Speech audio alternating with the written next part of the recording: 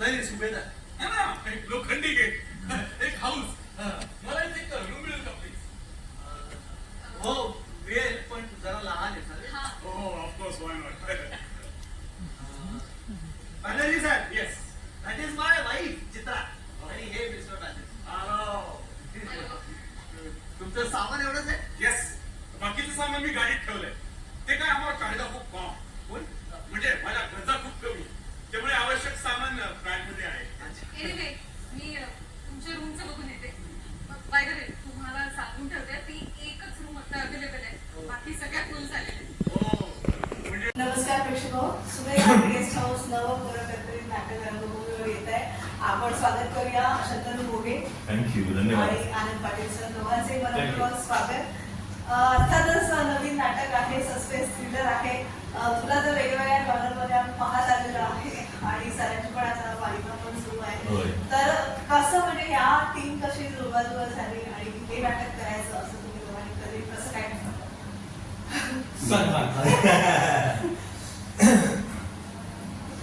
म्हणजे संगीत आवडली म्हणून नाटक करावं वाटलं? दोन्ही गोष्टी. एक तर माझी मालिका सुरू झाली होती आणि मी किंकेर सरांबरोबर आधी काळी राणी नावाचं नाटक करत होतो आणि ते नाटक झालं, त्याचे प्रयोग झाले आणि एका पॉइंटला असं झालं की आता मालिका तर सुरू आहे पण अजून एक नाटक असायला पाहिजे, कारण मला आवडतं नाटकात काम करायला आणि रंगभूमीवर काम करायला. मी एक दिवस रॅन्डम सरांना मेसेज केला की सर नवीन नाटक काय असेल तर सांगा. तर म्हणाले की उद्या मला फोन करा 11 वाजता. 11 वाजता फोन केला आणि सर म्हणाले की पार्ल्यात भेटायला येईल. ओके, भेटायला गेलो आणि सर म्हणाले की मावसाहेब माहिती तुला लो त्याच्यावर नाटक करतोय आपण.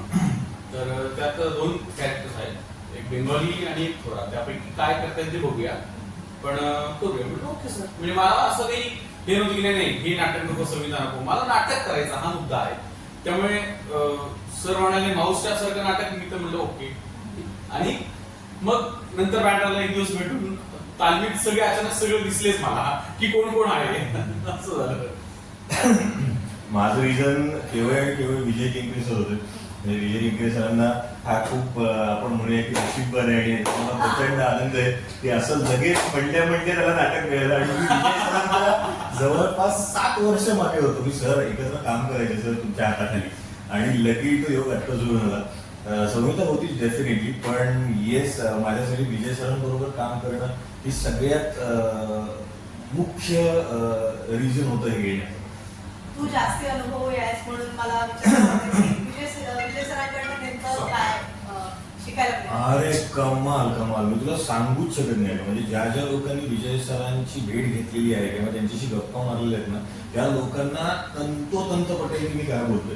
विजय सर दिग्दर्शक म्हणून कमाल आहेतच, यात काही वादच नाही. म्हणजे खूपच ग्रेट आहे.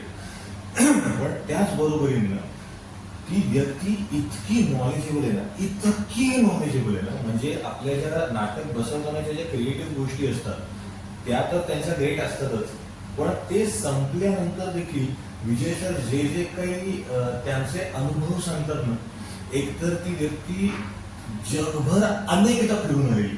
त्यामुळे ना फक्त मराठी रंगभूमीशी निगडीत असं नाही, त्यांना प्रत्येक कंट्री मधली रंगभूमी काय करते, काय चालू आहे, यातलं वेगळेपण काय आहे, मग हे आपल्याकडे काही आणता येऊ शकतं का, असं हे सगळं असताना ही झाली फक्त कामाविषयीची. बरं, त्यांचं वाचन इतकं अफाट आहे, त्यांचा ते फूडी आहे, त्यामुळे त्यांचं खाण्याची आवडी निवडी आणि हे सगळं इतकं तुमच्या म्हणजे रिहर्सलचा जो काळ असतो ना, तो विजय सरांबरोबर घालवणं म्हणजे क्या बात आहे असं होतं. पण विजय सर आहेतच, त्यांच्याच बरोबरीने शीतल सर आहेत, शीतल तळपदे सर, ते पण प्रचंड अनुभव आहेत. आणि म्हणजे लाईट्स मधला बादशाह मध्ये आपण आत्ता रंगभूमीवरचं प्रदीप मोहे सर आहेत ज्यांनी नेपथ्य केलेलं आहे. त्यामुळे ही सगळीच माणसं इतकी थोर आहेत ना, त्यांच्या कामाने झाली. अजित दादा म्युझिकसाठी, अजित दादा आहे, अजित परब, त्यांनी इतकं सुंदर गाणं केलंय त्याचं सुद्धा. सुभेदार गेस्ट हाऊसचं टायटल अमेझिंग केलेलं आहे. त्यामुळे हे सगळे क्रिएटिव्ह लोक एकत्र येत असणाऱ्या प्रोजेक्टमध्ये आपण भाग होणं, त्याला आपण भाग्यवान समजतो मी, मला स्वतः. आता रंगभूमीवर पद्मिनी धाम म्हणाल किंवा 217 पद्मिनी धाम, नंतर मास्टर माइंड, असं म्हणजे नाटकं आहेत सध्या सस्पेन्स थ्रिलर या प्रकारची. आणि रहस्य कथा म्हटल्यावर पहिल्यांदा डोळ्यासमोर येतात ते लेखक रत्नाकर म्हटले. म्हणजे तुम्ही लेखकांचं तर तुला विशेष अभ्यास करावा किंवा कुठल्या साहित्य कृती वाचलीस आवडली असं कुठल्या तुझी रहस्यकथा कुठली मला रत्नाकर मतकरींचं लिखाण आवडतं इन जनरली सुद्धा. त्यांचं म्हणजे रहस्यमय तर आहेच, पण ओव्हरऑल सुद्धा त्यांची नाटकं मला फार आवडतात. म्हणजे माझ्या वडिलांनी त्यांची 3 नाटकं केलेली आहेत, त्यामुळे तो एक माझा आवडता लेखक आहेच आहे, त्यात काही वादच नाही. मी इंग्लिशमधलं पण थोडंफार वाचलेलं आहे. मी काय फार अफाट वाचतो अशातला भाग नाही, खरं सांगतो. पण जे काही छान येतं तेव्हा कोणी जर रेकमेंड केलं की अरे हे नक्की वाचा, तर मी ते नक्की पुस्तक मिळवतो किंवा OTT किंवा फिल्म असेल तर ती बघतो आणि वाचतो. आणि इव्हन रहस्यामध्ये सुद्धा ना त्याच्यात अनेक वेगवेगळे प्रकार येतात. हा खूप खूप खूप. त्यामुळे एक रहस्यमय नाटक कदाचित असं म्हणजे मी तुला एक्झाम्पल सुद्धा देऊन सांगू शकतो. विजय सरांचं नाटक आहे अ परफेक्ट मर्डर, आल्फ्रेड हिचकॉकचं डायल फॉर मर्डरचं अडॅप्टेशन होतं. त्याच्यात गंमत अशी आहे ना की ते प्रेक्षकांसमोर तुम्हाला आधीच दाखवतात की तू कुणी आहेस, तू ह्याला ह्याचा खून केलेला सगळ्यांना माहिती. आता तर होत नाटक की प्रूव्ह तर करून दाखव की तू कुणी आहेस. हे सगळे आत्ताचं जे आपलं सुभेदार गेस्ट हाऊस आहे ना त्याच्यात फक्त आपण एवढंच दाखवलं की एक खून झालेला आहे.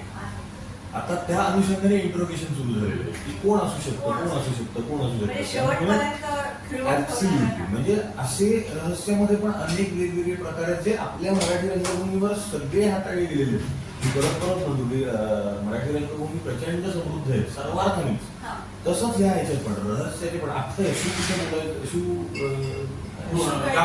घाबरायचं नाही. रत्नाकर मतकरींचंच आहे, किती सुंदर सादरीकरण आहे, वेगळ्याच प्रकारचं, वेगळ्या विजय सरांनी बसवलं परत. सो मी परत तेच म्हणतोय ना की याचं वेगळेपण ऍज सच मी तुला सांगू एक आता थोडक्यात सांगतो तुला की एक खून होतो या नाटकामध्ये. त्या अनुषंगाने इंट्रोगेशन सुरू होतो. मी इन्स्पेक्टरची भूमिका करतो आणि एक सुभेदार गेस्ट हाऊस नावाचं एक गेस्ट हाऊस आहे जिथे वेगवेगळ्या प्रांतातून काही वेगवेगळ्या भागातून लोक राहायला आलेले आहेत. आणि जेव्हा हे इंट्रोगेशन सुरू होतं ना तेव्हा प्रत्येकाला विचारल्या जाणाऱ्या प्रश्नांची जी येणारी उत्तरं आहेत ना ती त्या झालेल्या खुनाशी निगडीत आहेत असं वाटायला लागतं. बरं, जेव्हा मी तुला प्रश्न विचारतोय तेव्हा तुझ्या उत्तरांवरून प्रेक्षकांना हेच वाटतं की अरे तुझी सगळी उत्तरं त्या अनुषंगाने मला करेक्ट वाटतं की तुम्ही आहे. परत मी दुसऱ्या व्यक्तीकडे जाताना ह्याला जेव्हा विचारतो की काय तुझं काय आहे, तू कुठे होतास, काय करत होतं, तेव्हाची सगळी जेव्हा आपण उत्तर ऐकतो कॅरेक्टरच्या बाबतीत असं आहे की प्रत्येक जण विचित्र वाटतंय का पॉइंटला. म्हणजे ही सामान्य माणसं नाही, ही विचित्रच आहेत, ही इथून सर्किट आहेत. आणि प्रत्येक जण एक अर्ध खोटं बोलत असतो किंवा खरी बोलत असतो पण ते खरं वाटत नाही असं वागत असतो. त्यामुळे प्रत्येक जण असं वेगवेगळा काहीतरी विचित्र करताना दिसतो. त्यामुळे अजून इन्स्पेक्टरची गोष्ट होती की ओनर पण खरं बोलतोय की नाही माहित नाही का पॉइंटला, जे गेस्ट आहेत ते पण खरं बोलतायत की माहित नाही. आणि या सगळ्यातून मार्ग काढून त्याला कुणी शोधायचं आहे. त्याच्यामुळे लोकांचं असं की आणि शेवटच्या क्षणाला लोकांना कळतं की अरे बापरे नक्की एक्झॅक्टली काय घडलंय आणि त्याला कुणी कोण आहे. तुम्ही आता हलकी भूमिका मालिकेमध्ये करता आहात आणि ती आम्ही घराघरात पाहतोय. पण आता ह्या रोलसाठी काय चॅलेंजेस होते तुम्हाला? एक तर चॅलेंज म्हणजे मी बॅनर्जी नावाचं कॅरेक्टर यात करतोय आणि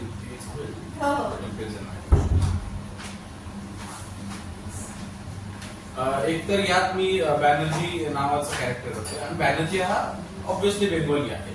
तर माझ्यासाठी टास्क हाच होता की एक तर बेंगॉली त्यात जरासं ऍड करायचं होतं आणि दुसरा टास्क म्हणजे तो वयस्कर नाहीये पण वयस्कर वाटतोय किंवा तसा वागतोय किंवा वयस्कर आहे पण असं सगळं क्रिएट करायचं होतं ऍक्च्युली की तो वाटायला पाहिजे पण नाही किंवा खरं तर आहे पण वाटत नाही असं दोन्ही सगळं करायचं होतं.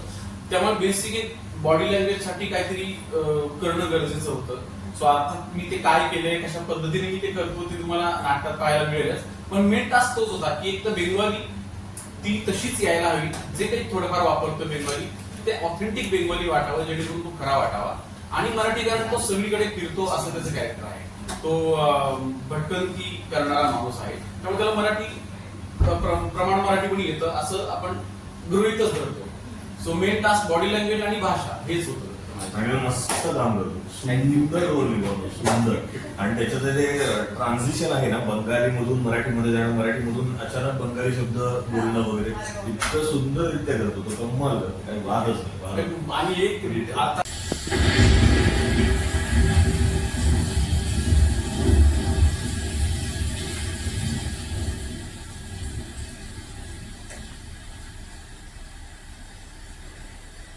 पाहिलं हो मला पाहिलं का काय होऊन बसले ते सुटेपर्यंत विचारत होतो तुम्हाला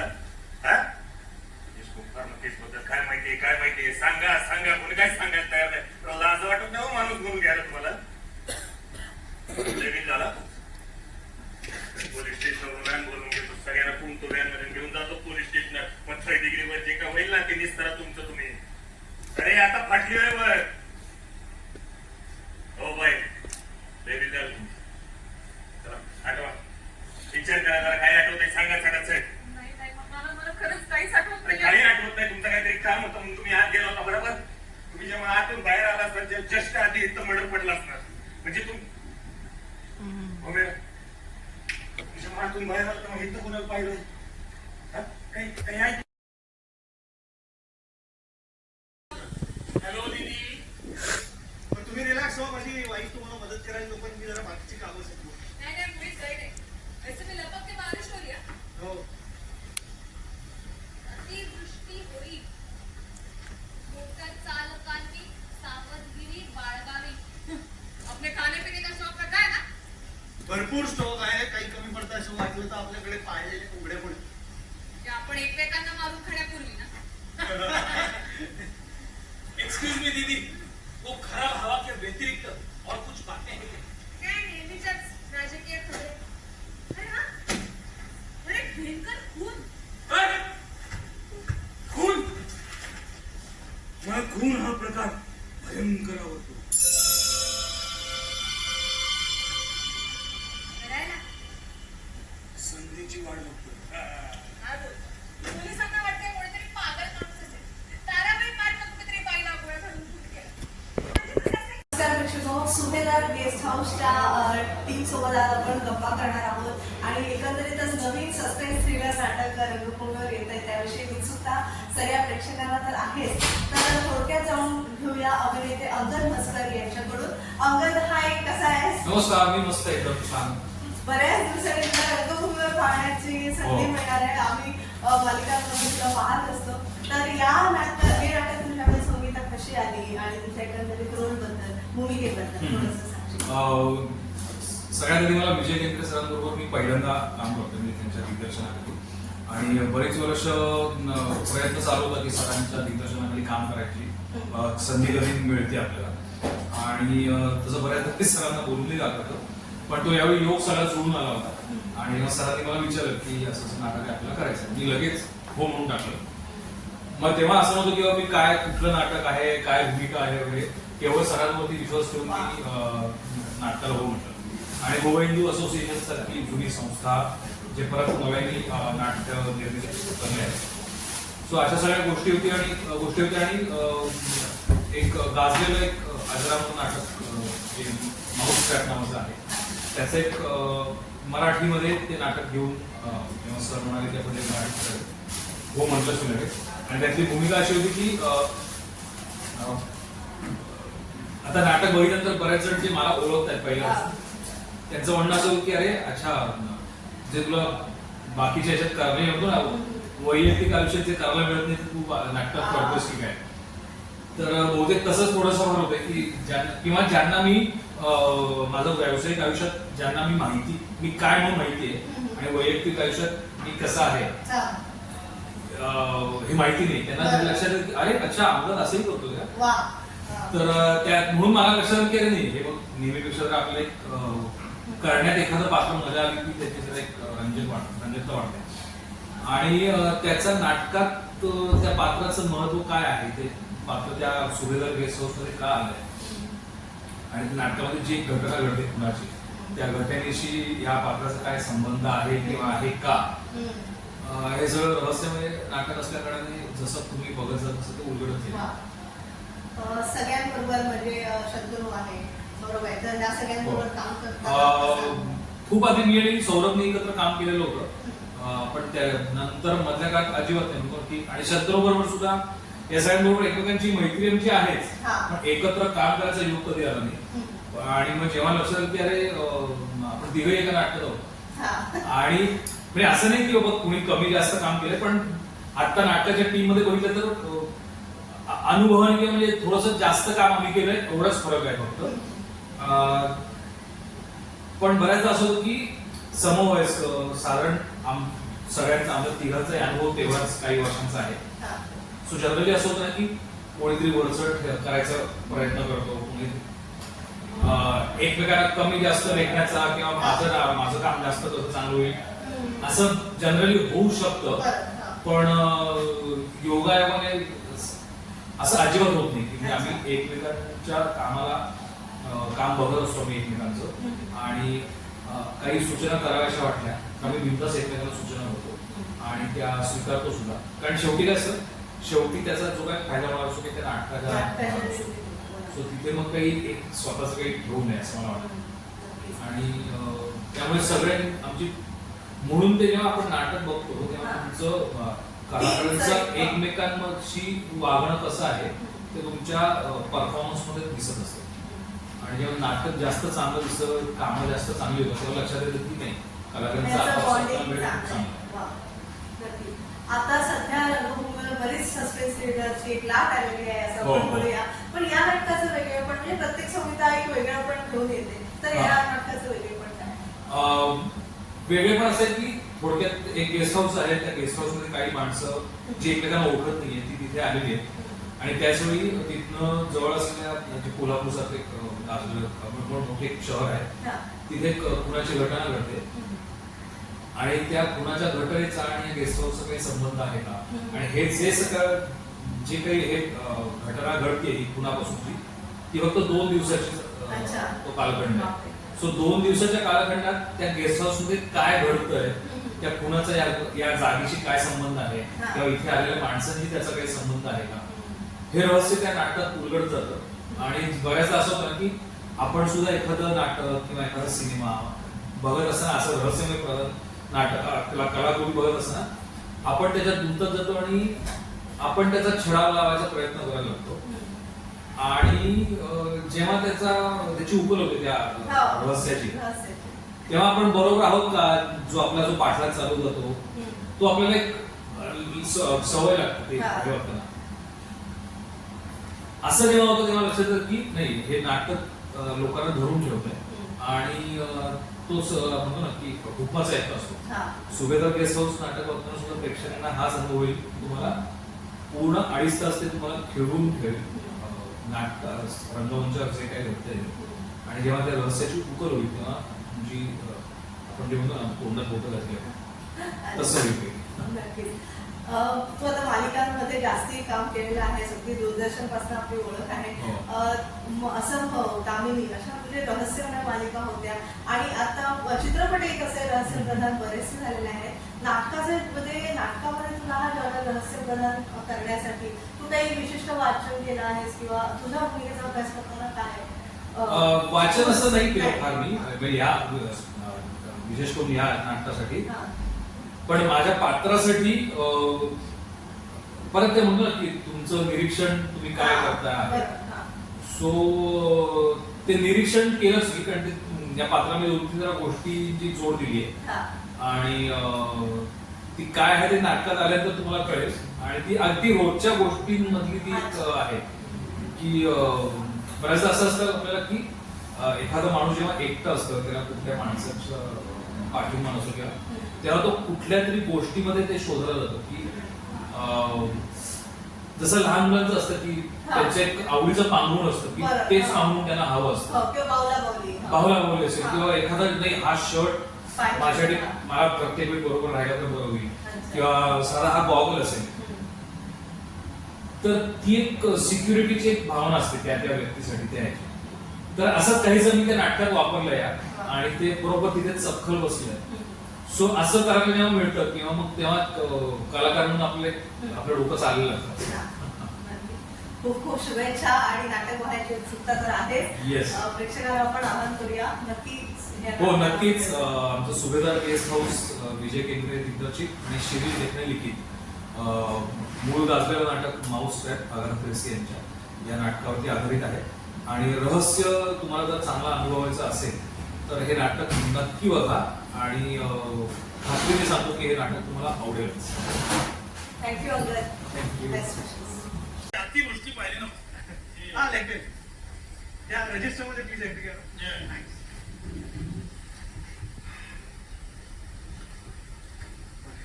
यांच्या खोल्या नंबर 1 आणि 2. नाही 1 नंबरची मुलं मी अमितला दिलेली आहे हा आणि त्याला तो पूर्ण पुस्तक पण फारच आवडलं. मग काय नोंद का नाही का त्याला? मी खाली आता ना 4 नंबरची रूम मिसेस चिकेकरांना दिली आणि 2 नंबरची मेजर पुरा जातात.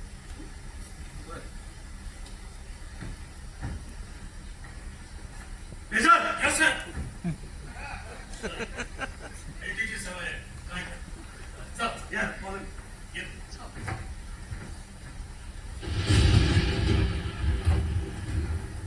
मिसेस सुभेदार ऐका मला प्लीज चित्रा म्हणा मी तुमच्यापेक्षा खूप लहान आहे.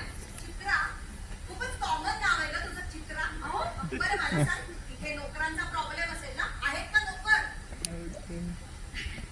आहे नमस्कार प्रेक्षक, सुभेदार गेस्ट हाऊसच्या सेटवर आपण आलेलो आहोत शिवाजी मंदिर इथे. आपल्यासोबत या नाटकात भूमिका करणारे रोहित सर आहेत. त्यांना आपण बऱ्याचशा मालिकातून चित्रपटातून पाहत आलेलो आहोत. सर या नाटकाचा अनुभव तुमचा कसा आहे त्याविषयी? नाटकाचा अनुभव नक्कीच खूप चांगला आहे. त्याच्यामुळे म्हणजे नवीन नाटक करायचं हे दरवेळी मी ठरवतोच आणि मी गेल्या अनेक वर्षापासून नाटक करतो. पण मर्डर मिस्ट्री हा जॉनर करण्याचा आनंद मला या नाटकामुळे मिळाला आणि Vijay sir, Goa Hindu association, producer समाज कल्पक यांच्यामुळे ती संधी मला मिळाली आणि ते प्रेक्षकांसमोर आणण्याचं आम्ही सगळे जे ॲक्टर्स आहोत ते आम्हाला आणायला मिळतं याकरता आम्ही खूप आभारी आहोत की एक वेगळा जॉनर आणि अगाथा ख्रिस्तीचं नाटक त्याचं हे अडॅप्टेशन आणि जे गेल्या अनेक वर्षांपासून चालू आहे ते आपण इथं करतो आहोत याचा खूप आनंद आहे. खरं तर विजय सरांबरोबर काम करणे हे प्रत्येकाचं स्वप्न असतं आणि ते तुमचंही पूर्ण झालंय. आणि यामध्ये खरं इतक्या वर्षांचा तुमचा सगळा रंगभूमीवर म्हणा किंवा मीडिया क्षेत्रातील अनुभव आहे, अभिनय क्षेत्रातील अनुभव आहे. जेव्हा पहिल्यांदा हे नाटक तुमच्याकडे आले किंवा ही भूमिका तुमच्याकडे आली तेव्हा काय वाटलं तेव्हा? नाही, लकीली काय होतं ना की बऱ्याच वेळा जेव्हा सिरियल करत असतो आणि तेव्हा जर नाटक ऑफर झालं तर तारखा होतील की नाही किंवा तालमींना वेळ देता येईल की नाही. तर लकीली मी सध्या कुठली सिरियल करत नव्हतो आणि मला फोन आला आणि तू भेटायला ये आणि आल्यानंतर ते फायनल झालं.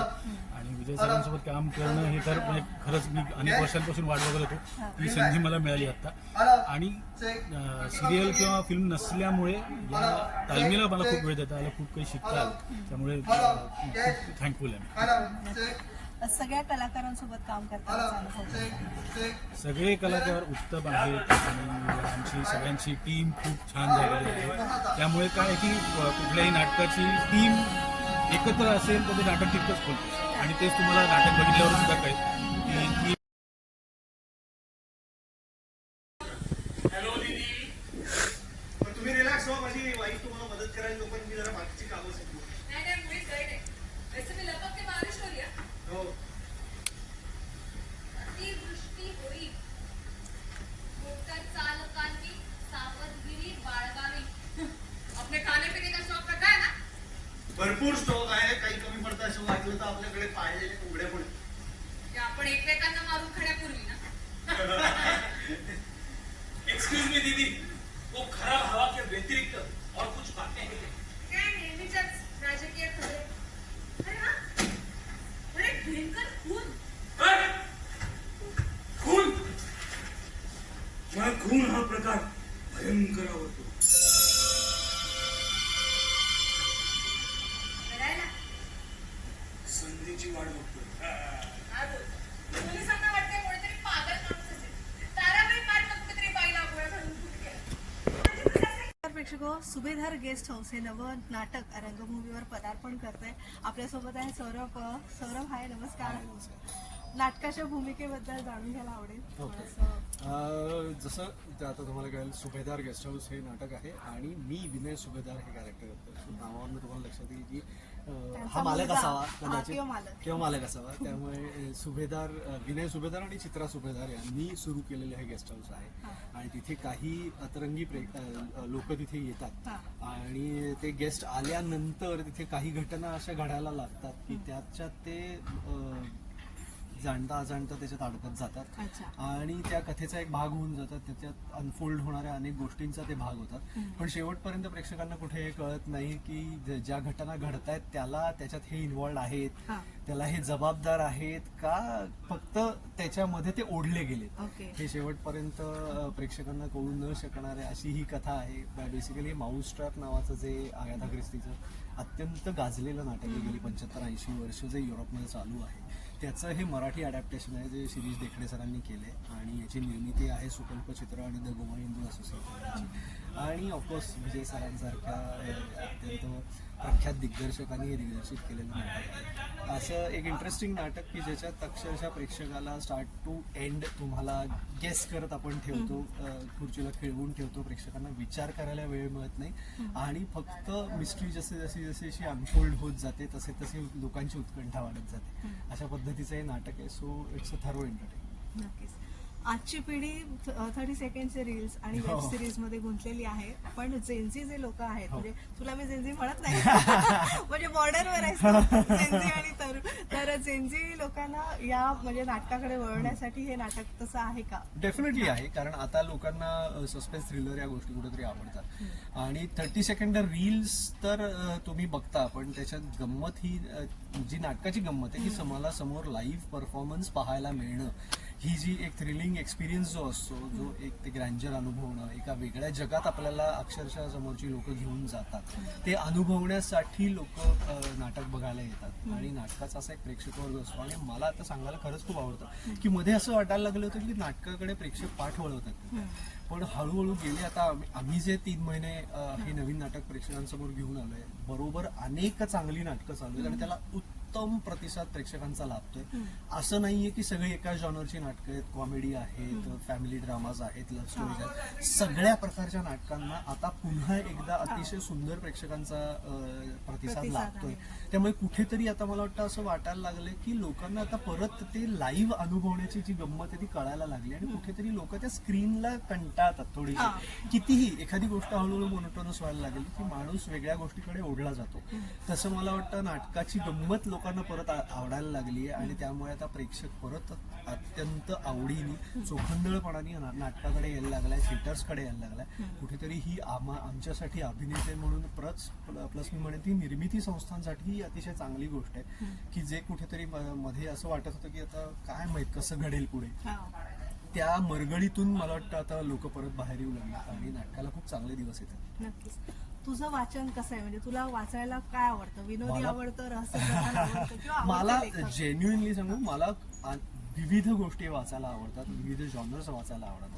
मला सस्पेन्स थ्रिलर आवडतात, मला मर्डर मिस्ट्रीज आवडतात, मला हॉरर वाचायला आवडतं, मला हिस्टॉरिकल फिक्शन्स वाचायला आवडतात, मला हिस्टॉरिकल नॉन फिक्शन वाचायला आवडतं, मला आत्मचरित्र, आत्मकथन, लोकांची चरित्र हे मग त्यामुळे माझं वाचन म्हणाल तर खूप व्हेरिड पद्धतीचं वाचन आहे आणि त्यामुळे मी जितकं वाचन एन्जॉय करतो, कारण वाचनाची एक गंमत वेगळी असते की तुम्ही ते वाचल्यानंतर तुमचं एक विश्व तुम्ही त्या डोळ्यासमोर तयार करता, तो सीन तुमच्या डोळ्यासमोर तुमच्या पद्धतीने तयार करता, तर त्याची एक वेगळी गंमत असते. आणि कुठेतरी त्या वाचनाचा इथे जेव्हा आम्ही एखादा सीन लोकांसमोर उभा करतो तेव्हा त्या तुमच्या इमॅजिनेशनचा तिथेही फायदा होतो. ज्युनियर जेम्स बॉन्ड्स म्हणू आपण. नक्कीच. अर्थात आता शंतनू किंवा आनंद दादा असतील किंवा सगळ्या टीम बरोबर काम करताना तुला कसं? ब्रिलियंट अनुभव आहे, कारण काय एक तर नाटकासाठी जेव्हा कलाकार एकत्र येतात आणि मराठी कलाकारांची ही खासियत आहे की बऱ्याचशा कलाकारांना नाटकाची तगडी बॅकग्राऊंड आहे आणि जो नाटकातनं तयार झालेला कलाकार असतो त्याच्याबरोबर एक काम करायला मजा येते, कारण त्यांच्यातली एक स्पॉन्टेनिटी जी असते की मी एखादं वाक्य एका पद्धतीने बोललो किंवा मला आता एखादी गोष्ट करावीशी वाटली, मी ती बोललो आणि त्याला जर तितक्याच ताकदीचा रिस्पॉन्स दुसरीकडनं आला आणि त्या पद्धतीने पुढे त्यातली गंमत खुलत गेली तर ती एन्जॉय करण्यासारखी असते. आणि तशी काम करणारी, तशी मन लावून काम करणारी सगळी कलाकार मंडळी या नाटकातली आहेत. शंतनू आहे, आनंद आहे, त्यानंतर अंगद आहे, मृण्मयी आहे, मृण्मयीचं खरं पहिलं नाटक आहे, व्यावसायिक नाटक. त्यानंतर सना आहे, सनाचं पहिलं व्यावसायिक नाटक आहे, मिनी आहे. हे सगळे जण तितकंच माझ्या इतकंच नाटक एन्जॉय करणारी नाटकवेडी मंडळी असल्यामुळे आम्ही ते नाटक एन्जॉय करतो. आणि जेव्हा अभिनेते नाटक एन्जॉय करतात ना, आम्ही जेव्हा तो आमचा परफॉर्मन्स एन्जॉय करतो, जे आम्ही स्टेजवर करतोय ते आम्ही एन्जॉय करतो, तेव्हा प्रेक्षक एन्जॉय करतात. त्यामुळे it's a give and take आणि ते आम्हाला खूप मजा येते. थँक्यू सो मच आणि खूप खूप शुभेच्छा. Thank you so much.